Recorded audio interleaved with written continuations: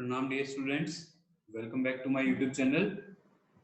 अब तक हमने एमटीजी रीजनिंग वर्कबुक क्लास 7 की जो 7 चैप्टर है उसमें हम 45 क्वेश्चंस कर चुके हैं। इससे पहले 5th चैप्टर डायरेक्शन वाला जो चैप्टर है वो भी हम कंप्लीट कर चुके हैं।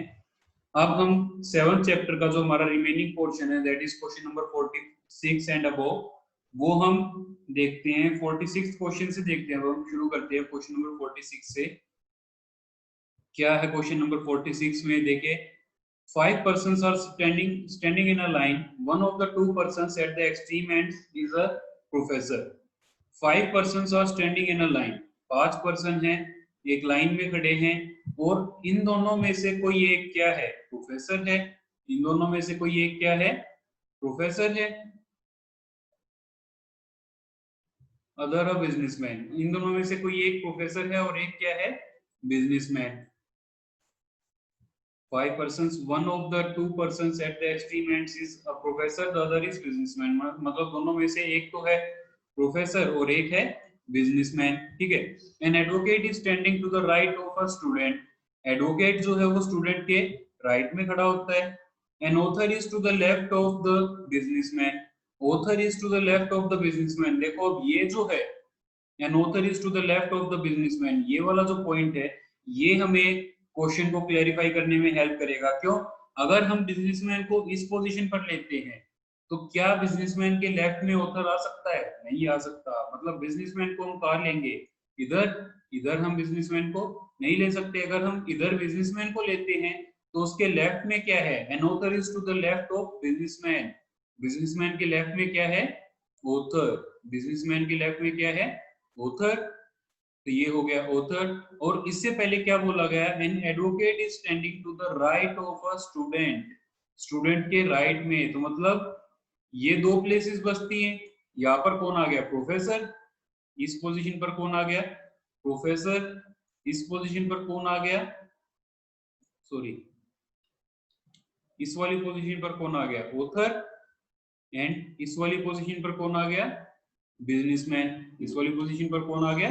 बिजनेसमैन। अब ये दो पोजीशंस बचती है, दोनों में से एक पर स्टूडेंट आएगा, एक पर एडवोकेट आएगा। अब एडवोकेट जो है वो राइट में है।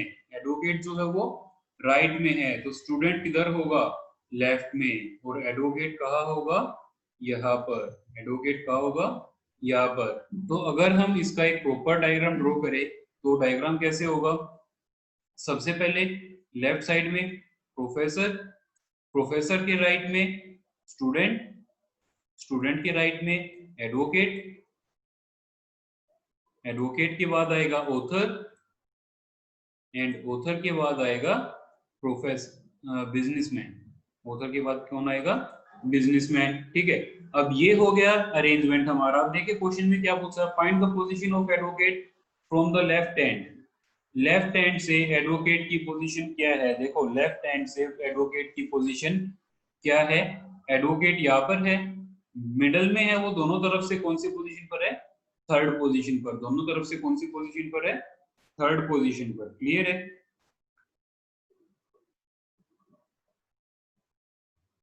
चलो नेक्स्ट क्वेश्चन देखते हैं। There are 8 friends A B C D E F G and H seated in a circle facing the center। 8 friend है, सेंटर की तरफ फेस करके बैठे हैं। ठीक है। चलो, A C D G H E and F B are seated adjacent to each other। A C D G H E and F B ये एक साथ बैठे हैं एक दूसरे के adjacent. A is also seated adjacent to H। A जो है वो H के भी एडजेसेंट है और C के भी एडजेसेंट है। तो मतलब A, H और C ये भी एक पॉसिबिलिटी है और ये भी एक पॉसिबिलिटी है। क्लियर है?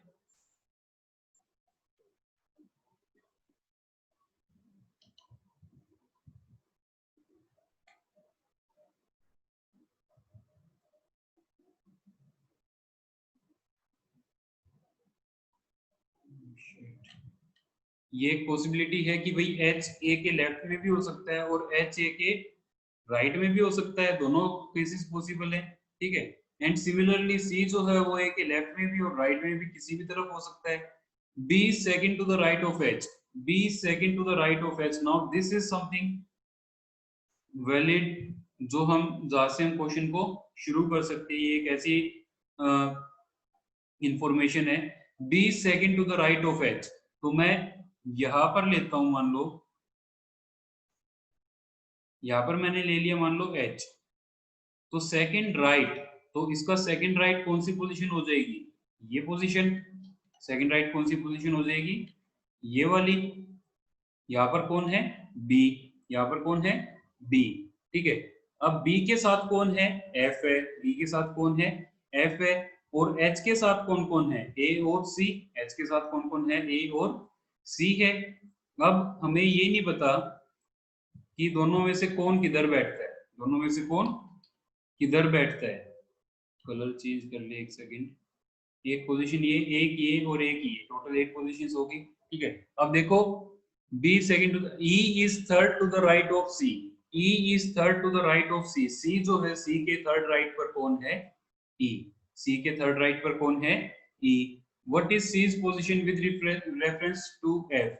एफ के रेफरेंस में सी की पोजीशन क्या होगी, वो हमें बताना है। ठीक है, अब देखो अगर मैं सी को इधर लूं, यहाँ पर अगर मैं सी को ले लूं, तो क्या सी के थर्ड राइट पर ये आ सकता है। देखो सी का फर्स्ट राइट, सेकंड राइट और थर्ड राइट। थर्ड राइट पर कौन है, ऑलरेडी बी है। तो मतलब सी जो है वो ए के लेफ्ट में नहीं हो सकता। तो हम सी को ए के राइट में पुट करके देखते हैं। सी को अगर मैं यहाँ पुट करता हूँ, तो फर्स्ट सेकंड और थर्ड राइट पर कौन आ गया, E. That is this position will be occupied by E. ठीक है, ये पोजीशन पर ई आ गया। अब सी की पोजीशन अगर ये है, ये वाली पोजीशन अगर सी की है, ठीक है, ये पोजीशन अगर सी ने ऑक्यूपाई की है, तो ये पोजीशन कौन ऑक्यूपाई करेगा, एच। ये पोजीशन कौन ऑक्यूपाई करेगा, एच। ठीक है, अब हमें ये पता है कि बी के साथ कौन है, एफ है। एफ इधर तो आ नहीं सकता क्योंकि इधर ऑलरेडी सी बैठा हुआ है, तो इधर कौन आएगा, एफ आएगा। एच के साथ कौन बैठा है, एच के साथ है ई। सॉरी, ये एक सेकंड बेटा, थोड़ी सी गड़बड़ हो गई। हमने यहाँ पर क्या लिया था, H is B second to the right of H. यहाँ पर हम एच को लेकर चले, ये कलर सेम हो गया इसलिए ये एक मिनट इसको करेक्ट करते हैं। ये देखो यहाँ पर कौन है, एच है। यहाँ पर कौन है, एच। ठीक है, अब एच के सेकंड राइट पर कौन है, बी है। ठीक है, अब देखो अगर मैं एच को यहाँ पर लेता हूं और सी को यहाँ लू, क्योंकि यही दो पॉसिबिलिटीज है, या तो एच के सेकंड राइट पर सी होगा या फिर एच के सेकंड लेफ्ट पर। एच के सेकंड राइट पर सी नहीं आ सकता क्योंकि यहाँ पर कौन है, बी है। यहाँ पर कौन है, बी है। तो सी जो है वो एच के सेकंड लेफ्ट में आएगा, तो यहाँ पर सी आएगा। सी अगर यहाँ पर आएगा, तो ये वाली जो लाइन है, E is third to the right of C. E जो है थर्ड है राइट किसके, सी के। तो सी के थर्ड राइट पोजीशन पर 1 2 3, थर्ड राइट पोजीशन कौन सी होगी, ये। थर्ड राइट पोजीशन कौन सी होगी, ये। अब देखो ई और एच एक साथ होने चाहिए थे, ई और एच एक साथ हो गए। बी के साथ कौन आना चाहिए, एफ। बी यहाँ पर है, इधर एफ आ नहीं सकता, तो एफ किधर आएगा, इधर।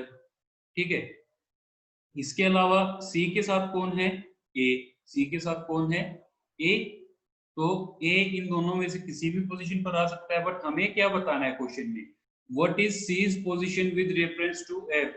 सी की पोजीशन क्या है, एफ के रेफरेंस में। अगर एफ के रेफरेंस में देखें हम, फेस इसका अंदर की तरफ है, तो 1 2 3 थर्ड राइट पर, या फिर 1 2 3 4 5 फिफ्थ लेफ्ट पर। थर्ड टू द राइट, ये वाला ऑप्शन गिवन है।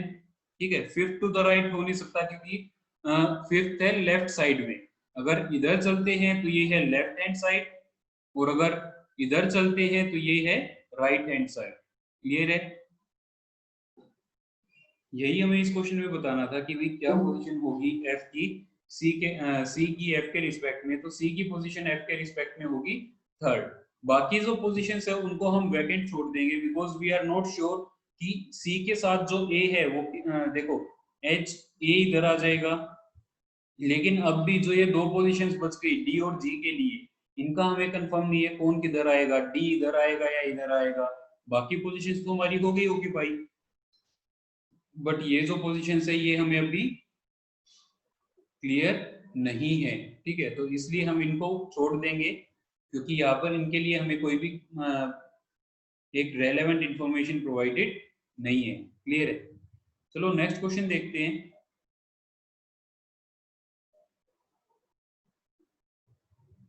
If the first and the second digits of each of the following numbers are interchanged, then which number will be smallest?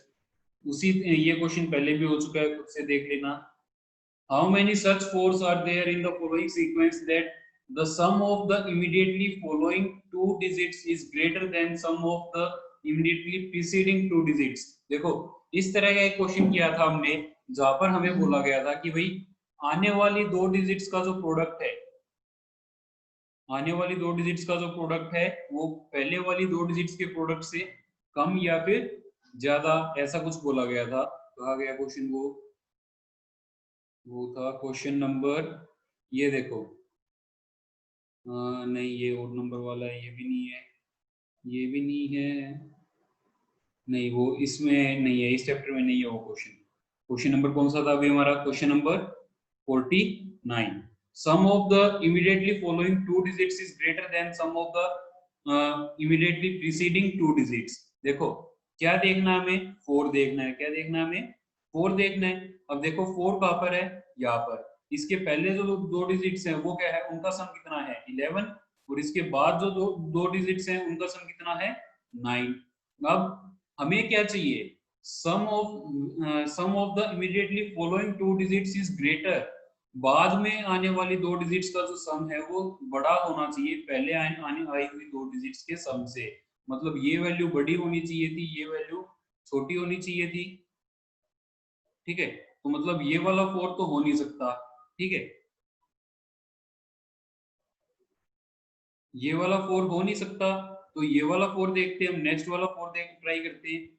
इस 4 के लिए देखो 4 + 2 6 एंड 5 + 4 9, तो मतलब ये वाला 4 फॉलो कर रहा है। ऐसे ही इस 4 से पहले देखो 5 + 4 9, 7 + 4 11, ये वाला 4 भी फॉलो कर रहा है। ऐसे ही आप काउंट कर लेना कितने ऐसे 4 हैं जिनके पहले वाले जो दो डिजिट्स हैं उनका सम बाद वाले दो डिजिट्स से कम है, यानी कि बाद वाले जो दो डिजिट्स हैं उनका सम ज्यादा होना चाहिए पहले वाले दो डिजिट से। कंफ्यूज नहीं होना है, बाद वाला बड़ा, पहले वाला छोटा। क्लियर है? इजी क्वेश्चन है, आपके लिए छोड़ रहा हूं, खुद से कर लेना। नेक्स्ट क्वेश्चन देखो। If it is possible to make a meaningful word with the first, fourth, fifth and eighth letter of the word hypothesis, which of the following will be third letter to of that word? If more than one such word can be formed, give x as the answer. If no such word can be formed, give m as the answer. देखो question में बोला गया first, fourth, fifth and eighth. Complete नहीं करूंगा मैं इस question को, आप खुद करना। एच, फर्स्ट वर्ड है H, second letter sorry first letter है एच, नेक्स्ट लेटर है फोर्थ लेटर क्या है हमारा? ओ, नेक्स्ट इज टी, या next is eighth letter 6 7 8 S. देखो क्या वर्ड बन रहा है? एस एच ओ टी, एक वर्ड बन गया। अगर एक ही वर्ड बन रहा है तो इसमें देख लो आप थर्ड लेटर क्या होगा आपका। इफ थर्ड लेटर बताना है तो थर्ड लेटर क्या होगा? ओ होगा। बट एक ओ यहाँ पर ऑप्शन में नहीं है, तो मतलब इसका इसका मतलब ये है कि और भी वर्ड्स फॉर्म हो रहे हैं, शॉर्ट के अलावा और भी वर्ड्स फॉर्म हो रहे हैं। जो वर्ड फॉर्म हो रहे हैं वो वर्ड आपको फाइंड आउट करना है। आंसर यहाँ पर आपको डायरेक्ट मिल रहा है, एक्स होगा answer, because more than one word is form, तो आंसर एक्स हो जाएगा। बट एक चीज और ध्यान करना आपको कि शॉर्ट के अलावा और कौन सा वर्ड फॉर्म हो रहा है वो आपको देखना है। शॉर्ट के अलावा और कौन सा वर्ड फॉर्म हो रहा है वो भी आपको फाइंड आउट करना है। नेक्स्ट क्वेश्चन पर चलते हैं। इस तरह के काफी क्वेश्चंस हो चुके हैं इसलिए मैं नहीं करवा रहा हूँ ज्यादा। सिटिंग अरेंजमेंट से रिलेटेड एक और क्वेश्चन आया है, वो देखते हैं। 8 friends A B C D E F G and H are sitting in a circle facing the centre, centre की तरफ फेस करके 8 फ्रेंड्स सर्कल में बैठे हैं। A who is sitting immediately between G and C, A जो कि जी और सी के बीच में बैठता है, ए जो है वो जी और सी दोनों के बीच में है, तो मतलब ये दोनों कंडीशन होंगी, ये दोनों पॉसिबिलिटी होंगी। जी जो है वो ए के लेफ्ट में भी आ सकता है और राइट में भी आ सकता है। Is just opposite to F, A जो है वो अपोजिट है किसके, एफ के। तो मतलब मैं ये दो पोजीशंस लेता हूँ शुरू में पहले, ये टोटल 8 पोजीशंस हमने मार्क कर दी।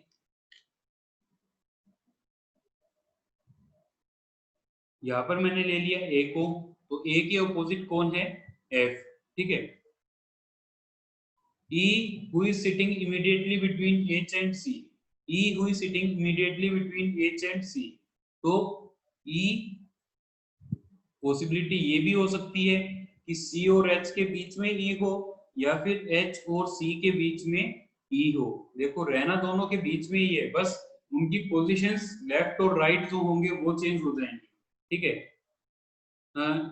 between H and C is second to the right of A, second to the right of A, E जो है वो E A के सेकंड राइट में है, A के सेकंड राइट में मतलब ये वाली पोजीशन, ये वाली पोजीशन, तो मतलब हमारा ये जो है ये कंप्लीट ऐसे ऐसे का ऐसे उठाओ और यहाँ पर बैठा दो। A के लेफ्ट में कौन है, G, A के राइट में C, C के राइट में E, E के राइट में H, क्लियर है। A and second to the left of F, और F के लेफ्ट में सेकंड है, F के लेफ्ट में सेकंड है। देखो F के लेफ्ट में सेकंड आ गया, सेंटर की तरफ फेस है, तो क्लॉकवाइज डायरेक्शन जो होगी वो होगी लेफ्ट डायरेक्शन, और एंटी क्लॉकवाइज जो होगी वो होगी राइट डायरेक्शन। क्लॉकवाइज डायरेक्शन मतलब लेफ्ट और एंटी क्लॉकवाइज डायरेक्शन मतलब राइट, क्लियर है। If D is sitting second to the left of G, D is sitting second to the left of G, G के second left पर कौन है, D है। यहाँ पर कौन आ गया, D, तो बचा हुआ कौन है, A B C, B बच गया, तो B कहाँ पर आएगा, ये जो बची हुई पोजीशन है, ठीक है। Who is sitting between D and G, D और G के बीच में कौन बैठा है, D बैठा है। हमने क्या किया, शुरू में क्वेश्चन ने बोला कि A जो है वो G और C के बीच में बैठता है, तो हमने ये दोनों कंडीशन ले ली, हमने ये दोनों पॉसिबिलिटीज ले ली कि भाई जी पहले लेफ्ट में हो ए के, और जी जो है वो राइट में हो ए के। हमने ये दोनों कंडीशंस ले ली। उसके बाद जो आगे कंडीशन बोली गई, immediately between G and C is just opposite to F, F के अपोजिट में है, तो हमने ये यहाँ से क्वेश्चन को शुरू किया। एक प्लेस पे मैंने एफ ए को रखा, एक प्लेस पर एफ को रखा, क्लियर है। यहाँ से मैंने क्वेश्चन को शुरू किया। उसके बाद it is E who is sitting immediately between H and C, E जो है वो H और C के बीच में बैठता है। C के लिए दो पोजीशंस है, एक ये वाली और एक ये वाली। अगर C ये वाली पोजीशन सही है C की तो H इधर आएगा, और अगर ये वाली पोजीशन सही है C की तो H इधर आएगा, ठीक है। उसके बाद क्वेश्चन ने बोला इस E who is sitting, E जो है वो H और C के बीच में बैठा है, plus second to the right of A, A के सेकंड राइट में है, ए के सेकंड राइट में मतलब ये वाली पोजीशन फॉलो होगी, ये वाली पोजीशन फॉलो नहीं होगी, ये वाली पोजीशन फॉलो नहीं होगी। जो ट्रेडिशनल मेथड है वो ये कहता है कि आप 2 डायग्राम बनाओ, 3 डायग्राम बनाओ, और जो सभी कंडीशंस को फॉलो करता जाए वो डायग्राम फॉलो होगा। हम डायग्राम बनाने की बजाय यहाँ पर नॉर्मली लिख रहे हैं so that we can save our time of drawing diagram, ठीक है। तो यहाँ ये क्लियर होने के बाद हमारा क्वेश्चन कंप्लीट हो जाता है, क्योंकि डी की पोजीशन यहाँ पर मेंशन्ड है जी के सेकंड लेफ्ट पर। क्वेश्चन हो गया कंप्लीट। क्वेश्चन में जो पूछा गया था डी और जी के बीच में कौन बैठता है, तो कौन बैठता है डी और जी के बीच में, बी। क्लियर है। वीडियो अगर अच्छा लगा हो आपको तो वीडियो को लाइक करना, चैनल को सब्सक्राइब करना, ताकि आगे भी आपके लिए मैं ऐसी वीडियोस लाता रहूं। नेक्स्ट क्वेश्चन देखो, how many such pair of letters are there in the word classroom, each of which has as many letters between them in the word as there are between them in the English alphabet series.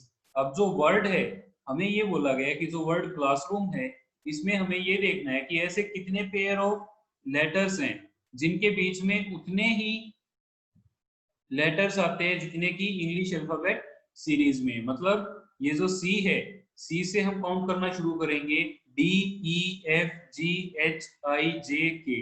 हमने देखो पहले letter से left to right, पहले हम left to right देखते हैं, ठीक है, पहले हम देखते हैं left to right. Left to right जाएंगे तो पहले लेफ्ट में सबसे पहला लेटर क्या है, सी। सी से हमने काउंट करना शुरू किया, सी के बाद D E F G H I J K. आप बोलते जाओ साथ साथ मूव करते जाओ, जहां पर आपका जो आप बोल रहे हो वो और नीचे जो लेटर है दोनों मैच कर जाए, मतलब वही एक पेयर है।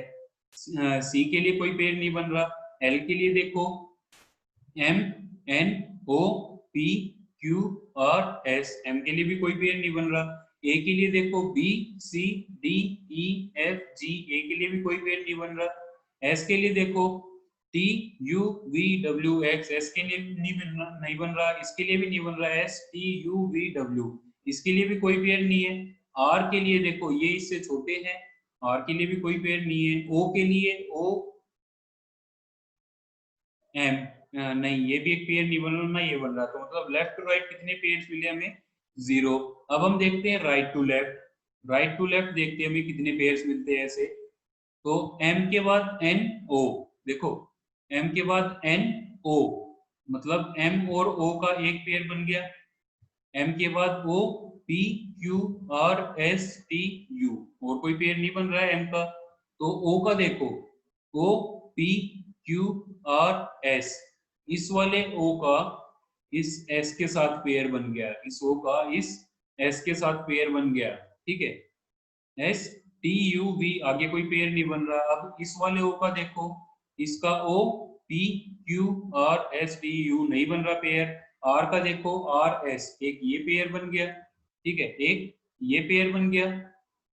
टी यू वी नहीं बन रहा। एस का देखो, टी यू वी नहीं बन रहा। एस का, इस वाले एस का देखो नहीं बन रहा। इस वाले ए का देखो, बी सी, इस ए का पेयर बन रहा है सी के साथ, ए का पेयर बन रहा है सी के साथ। एल का कोई पेयर बनेगा नहीं, राइट टू लेफ्ट एल का भी पेयर नहीं बनेगा, और सी का तो हो ही नहीं सकता। तो टोटल कितने पेयर बने देखो, 1 2 3 एंड 4, 4 पेयर्स ऑब्टेन हुए right to left, left to right है 0, टोटल कितने हो गए 4 पेयर्स, टोटल कितने हो गए 4 pairs. So 4 will be our answer. हमने क्या किया, लेटर टू लेटर हम पेंसिल ली, पेंसिल को लेटर टू लेटर हम जंप करवाते गए और ऊपर ऊपर बोलते रहे। जो भी हमारा लेटर बोलना और पेंसिल दोनों अगर मैच हो जाए तो मतलब वो एक पेयर है, अगर नहीं हो रहा तो मतलब कंटिन्यू करो, जैसे हमने इस क्वेश्चन में किया है। क्लियर है। नेक्स्ट क्वेश्चन देखते हैं, question number 53। If 1 is subtracted from the last digit of each of the given numbers, then the sum of the digits, how many of them are prime numbers? पहले हम उसको subtract कर, हर एक number की जो last digit है उससे 1 subtract करते हैं, 1 सब्ट्रैक्ट करते हैं। 972 से 1 सब्ट्रैक्ट किया, 97, 1 आ गया, ये आ गया 525, उसके बाद आ गया 486, 486 के बाद आ गया 359, 358, एंड उसके बाद आ गया 250, 250। अब हमें क्या करना है कि जो डिजिट्स हैं, ये जो नंबर्स आए हैं, इन नंबर्स में जितनी भी डिजिट्स यूज हुए हैं उन डिजिट्स का हम करेंगे सम, उन डिजिट्स का हम करेंगे सम, और देखेंगे कि प्राइम नंबर कौन सा आ रहा है। सम करने के बाद क्या कोई प्राइम आ रहा है, और अगर आ रहा है तो कितने प्राइम आ रहे हैं वो भी हमें देखना पड़ेगा, ठीक है। अब देखो पहला जो है वो कितना है, 9 + 1 10 + 1 7, 17, and 17 is a prime number. उसके बाद 5 to 5, उसके बाद 5 to 5, 5 + 5 10 + 2 12, ये एक प्राइम नंबर नहीं है, ये तीनों इवन नंबर है एंड तीनों इवन नंबर्स का सम प्राइम नहीं हो सकता। 3 5 8, 5 + 3 8, 8 + 8 16, नहीं हो सकता। 2 5 0, 5 + 2 7, ये एक प्राइम नंबर है। तो मतलब कितने प्राइम नंबर ऑब्टेन हुए हमें, 7 एंड 17, 2 प्राइम नंबर्स। कितने प्राइम नंबर्स ऑब्टेन हुए, 2 प्राइम नंबर्स। तो 2 हमारा आंसर हो जाएगा। क्लियर है। नेक्स्ट क्वेश्चन देखते हैं, 6 friends are sitting around a circle facing the center. Varun is between Rahul and Ankit. Amit is between Latika and Garima. Rahul and Latika are opposite to each other. Garima is to the left of Amit, who are neighbors of Latika. ये हमें बताना है. देखो क्या हुआ question में, 6 friends are sitting around a circle facing the center. 6 friends are sitting around the circle facing the center. 6 friends हैं, तो हम पहले एक सर्कल ड्रॉ करते हैं. सबसे पहले हम एक सर्कल ड्रॉ करते हैं और सर्कल में 6 पोजीशंस मार्क करते हैं. सर्कल में 6 पोजीशंस मार्क करते हैं. ये सर्कल ड्रॉ किया हमने. अब इसमें 1 2 3 4 5 6 हमने 6 पोजीशंस मार्क कर ली.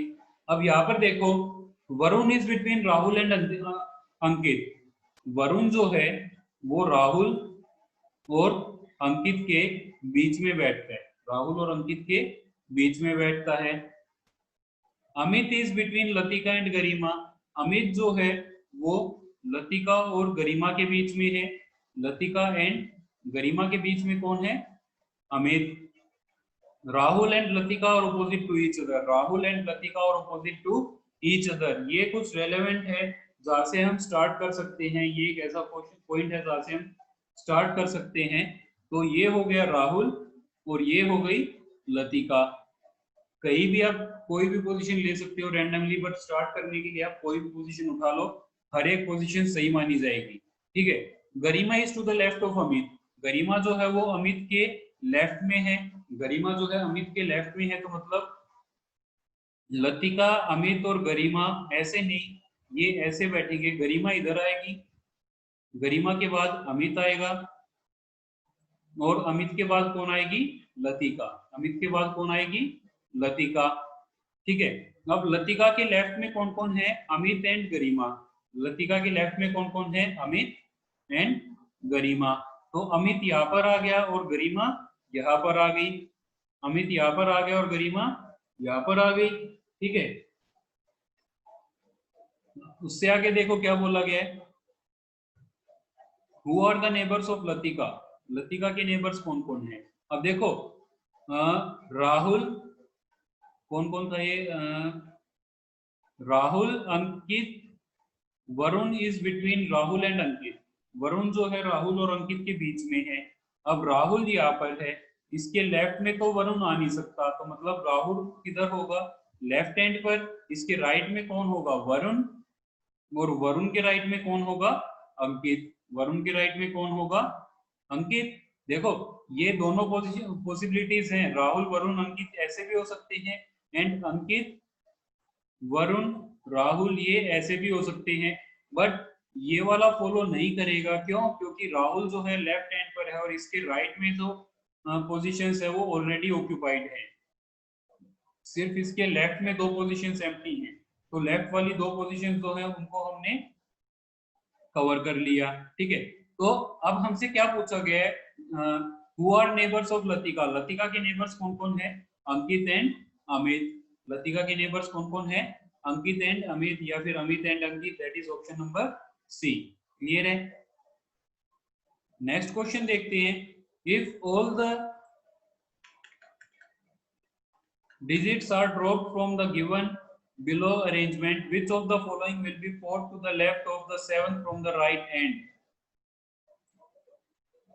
डिजिट्स जितनी भी हैं सबको ड्रॉप कर दो. 5 4 1 ड्रॉप कर दिया, 3 ड्रॉप कर दिया, 1 6 ड्रॉप कर दिया, 2 7 ड्रॉप कर दिया. ठीक है. ये सब ड्रॉप करने के बाद अब हमारे पास क्या बचता है?